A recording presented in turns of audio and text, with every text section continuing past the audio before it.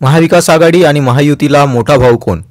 Exit पोलनुसार कोणत्या पक्षाने सर्वाधिक उमेदवार जिंकणार हेच आपण पाहणार आहोत या व्हिडिओमध्ये।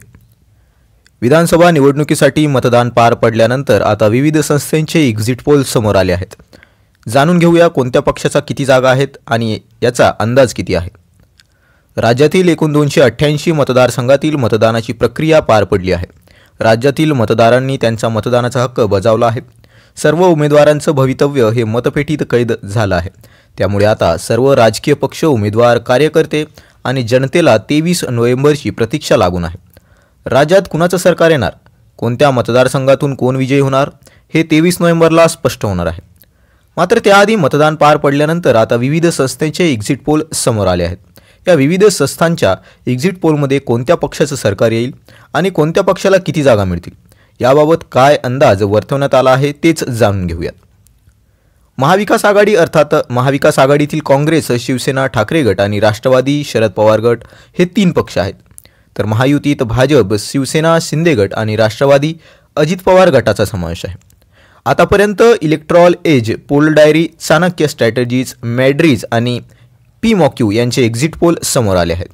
या पोलनुसार कोणत्या पक्षाचे किती उमेदवार जिंकण्याचा अंदाज वर्तवण्यात आला आहे हेच जाणून घेऊयात। इलेक्ट्रॉल एजचा एक्झिट पोल काय आहे? इलेक्ट्रॉल एजच्या एक्झिट पोलनुसार महाविकास आघाडीला सत्ता स्थापनेची सर्वाधिक संधी आहे। या पोलमध्ये महाविकास आघाडीला 150 तर महायुतीला 118 जागा मिळण्याचा अंदाज वर्तवण्यात आला आहे।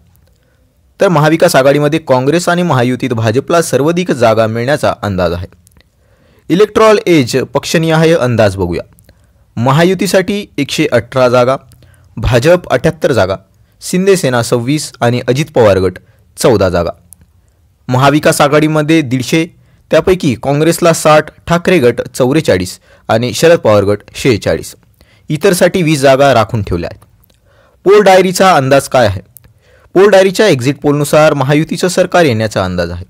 महायुतीला 122 ते 186 उमेदवार विजयी होणार असल्याचा अंदाज वर्तवण्यात येत आहे।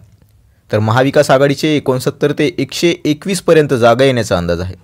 पोल डायरीच्या पोलनुसार पक्षनिहाय आकडे खालीलप्रमाणे आहेत।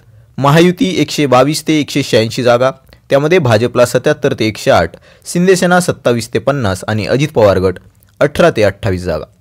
महाविकास आघाडीमध्ये 69 ते 121 जागा, त्यामध्ये काँग्रेस 28 ते 47, ठाकरे सेना 16 ते 35 आणि शरद पवार गटसाठी 25 ते 39 जागा ठरवण्यात आल्या आहेत आणि इतर 12 ते 29 जागा आहेत।